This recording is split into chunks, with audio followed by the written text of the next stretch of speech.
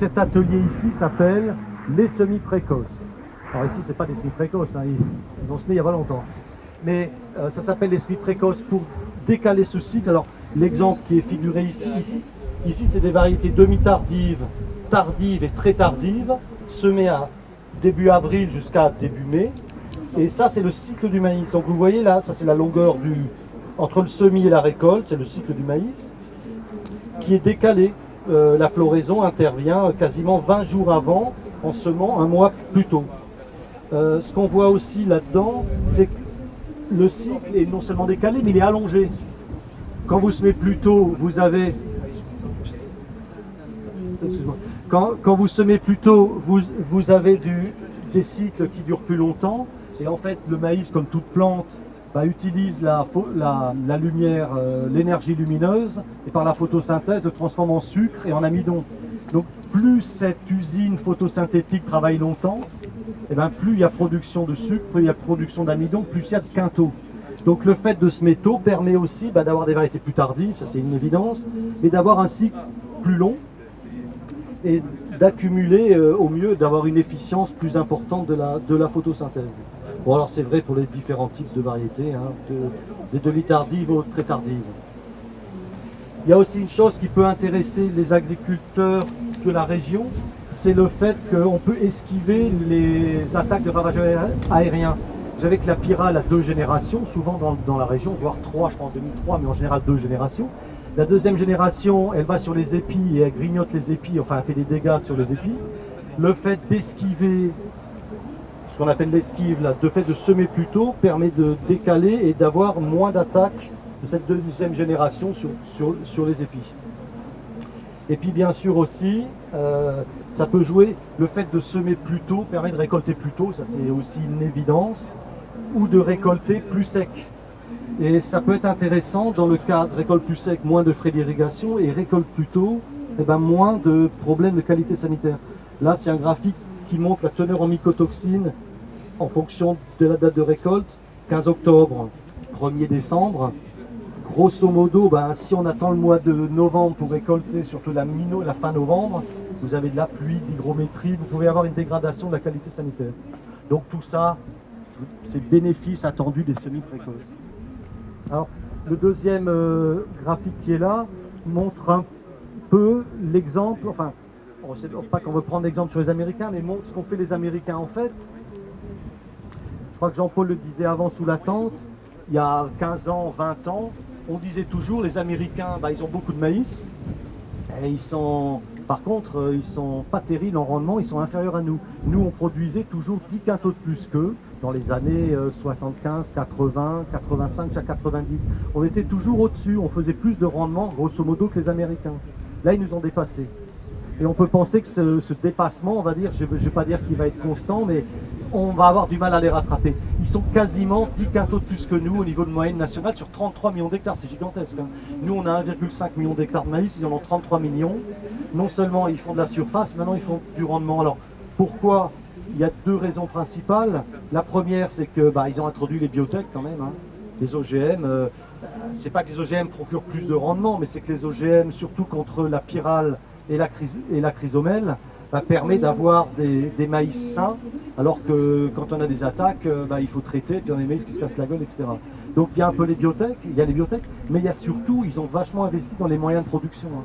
Que ça soit la fertilisation, ils ont beaucoup de fertilisation starter maintenant, les densités de semis qu'ils ont optimisées, ils ont remonté un petit peu, et aussi surtout les dates de semis. En fait, on se rend compte depuis une trentaine d'années que les Américains sèment un mois plus tôt.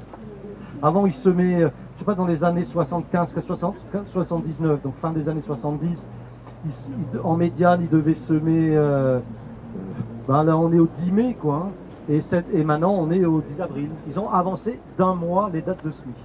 Donc tout ça, ça milite à l'avancement des dates de semis. Alors ce que je vous raconte, c'est vrai, mais pas partout quand même. Hein.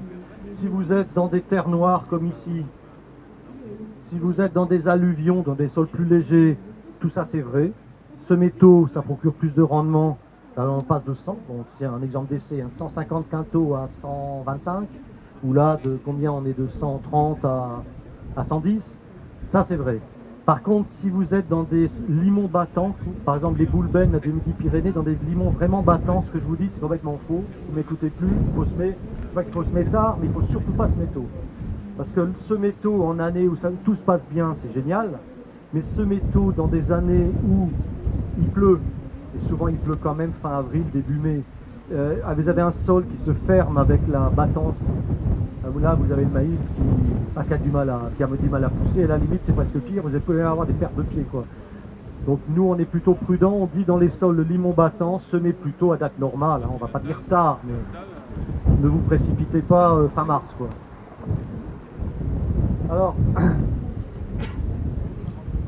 ce que je vous dis, c'est bien beau, mais comment faire, ou du moins, comment en pratique choisir?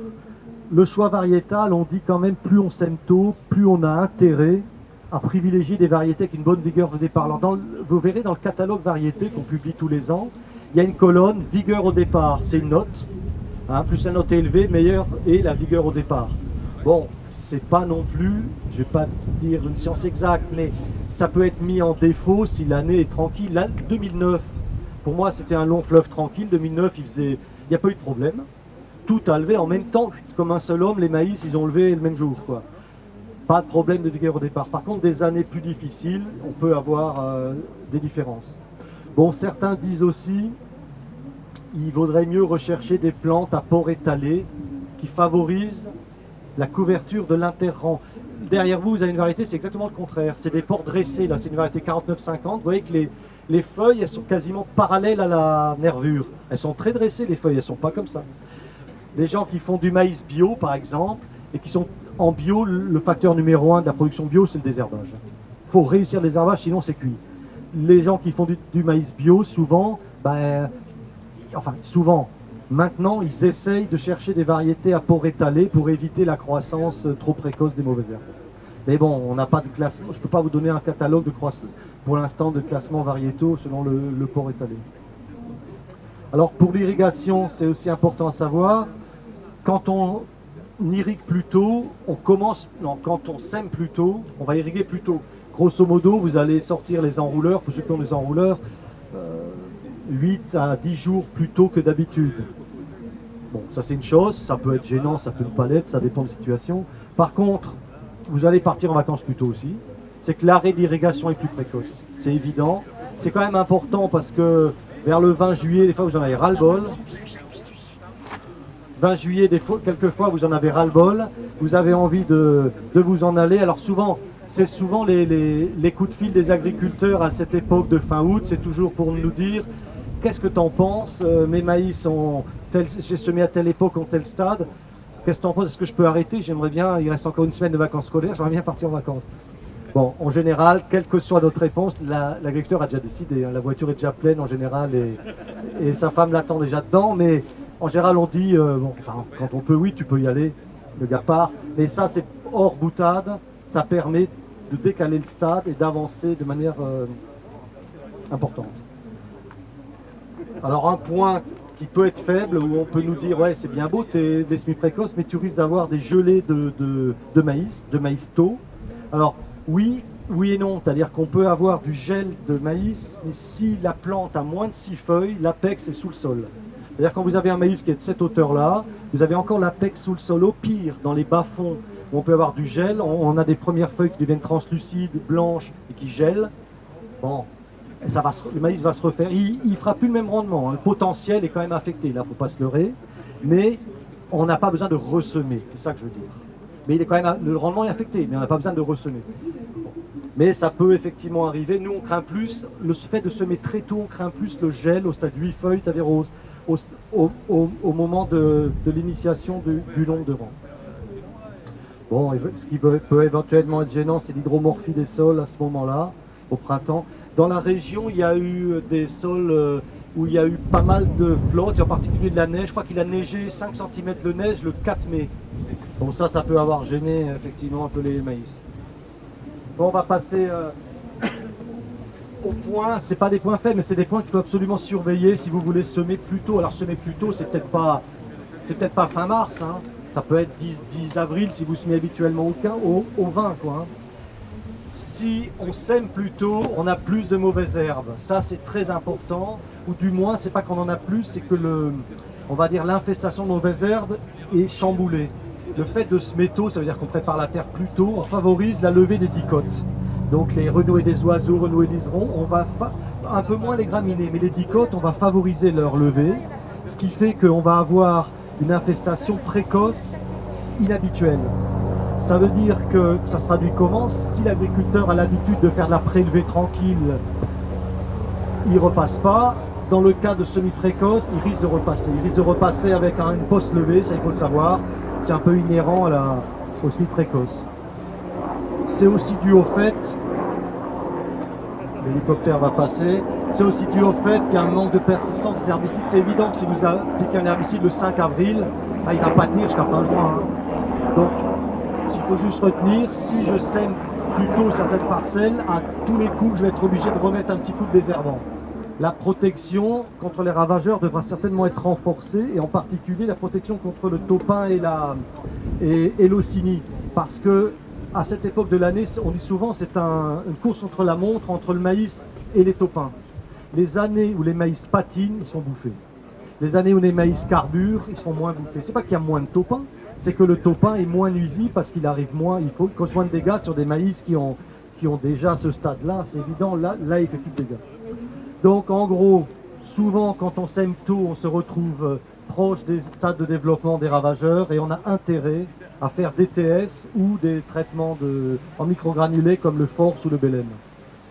Et puis dernier point qui peut être intéressant aussi à favoriser, c'est la fertilisation. Alors nous, là, sur le semoir expérimental, vous avez le tracteur avec le semoir expérimental, mais à l'avant, si on l'a mis, c'est pas vous montrer le semoir, c'est pour montrer, bon, on ne la voit pas bien, mais c'est la cuve.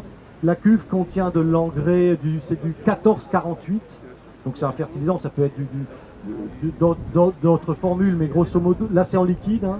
On le met à côté du rang de semis. Ça, c'est une fertilisation starter qui permet de booster le maïs pour qu'il carbure, donc qu'il arrive à des stades plus avancés, à des phases sensibles par rapport au gel, mais aussi par rapport aux ravageurs. Et certains disent que ça coûte cher. En même temps, quand vous faites ça, vous n'avez plus besoin de mettre de phosphore, hein. En général, vous mettez 130, 140 litres de ça, vous êtes tranquille, vous n'avez plus besoin de phosphore. Je termine juste avec la dernière bestiole qu'ici, vous voyez en fortement agrandi, c'est la scutigérelle. Normalement, ça fait 15 cm de long, c'est translucide. C'est un petit mille-pattes à la famille des myriapodes. La scutigérelle est un insecte qui est très embêtant dans le sud-ouest, et en particulier ici dans la région. Donc dans les sols à scutigérelle, là on vous déconseille les semis trop précoces. Pourquoi? Parce qu'il n'y a quasiment pas de moyen de protection. Il y a un peu le Force, mais c'est pas terrible. Il y a très peu de moyens de protection contre la scutigérelle. Donc vous regarderez le tableau, pour les télécharger. Vous avez un code pour télécharger tous les graphiques, là, tous les posters. Mais sur la scutigérelle, sans la scutigérelle, semer normalement, n'allez pas semer fin mars. Là, vous allez vous les faire bouffer par les bestioles. Donc ça, c'est quand même quelque chose à regarder.